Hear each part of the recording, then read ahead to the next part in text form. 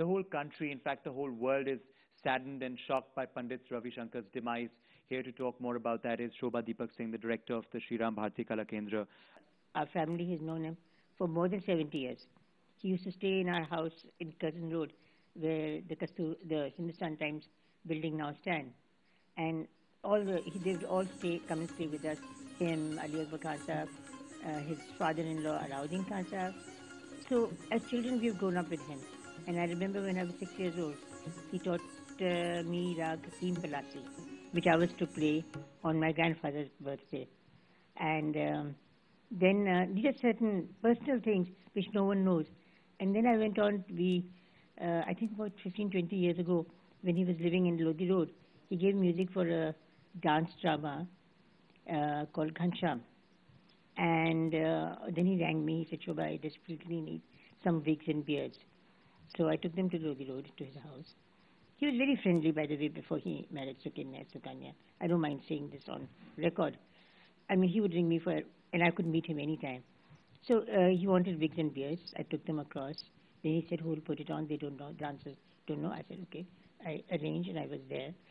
And it was a huge, magnificent show at Shri Fort Auditorium. Then he did it all over the world. And another personal memory of his is that he did the music for the closing ceremony of the Festival of India in USSR.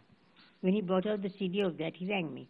So I went across and he gifted it to me and he signed on it. And then when I listened to it, there were about 7, 8 tracks. There was one wonderful track called Shanti Mantra. So then I again went to him and I said, do you mind if I compose that, set that to dance? He said, no, I don't mind. And I set that to dance. And then he came and he saw it and he was very happy.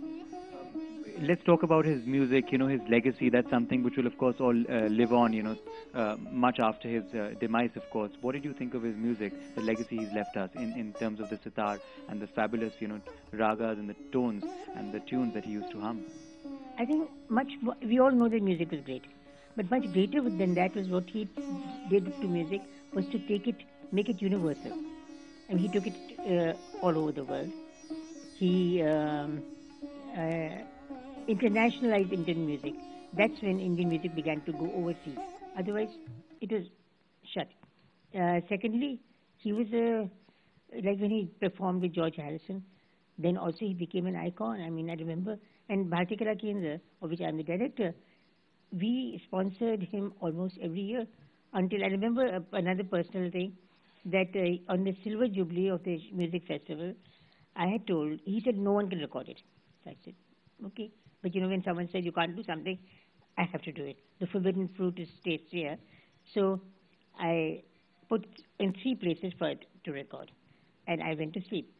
And I forgot to tell my mother not to say. So when the show was over, Ravi Shankar said to my mother that how sad this is not recorded because it's the best music I've played in a long time.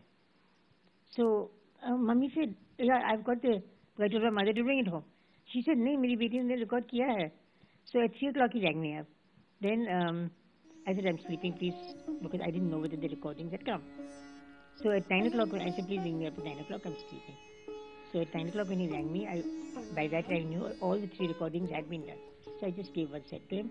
And my take on that was that good music is to be shared, and we're never going to make it commercial.